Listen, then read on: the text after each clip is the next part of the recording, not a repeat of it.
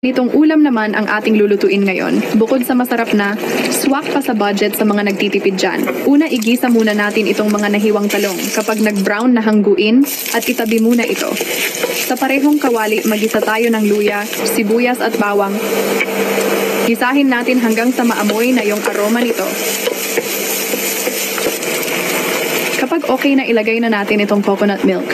Lagyan ng paminta tapos isang kutsarang patis. Haluin lang natin to tapos ilagay itong 2 lata ng sardinas.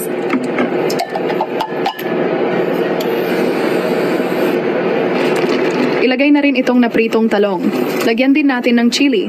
Tapos pakuluan natin to ng mga 2 minuto.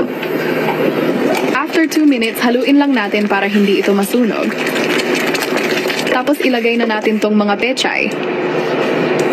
Takpan at pakuluan natin ulit ng mga 2 minuto. At ito na ang ating masarap na ulam na ginataang sardinas. At kung natapos mong panoorin itong video, pwede ba malaman kung saang lugar ito nakarating? At maraming salamat po sa panunood.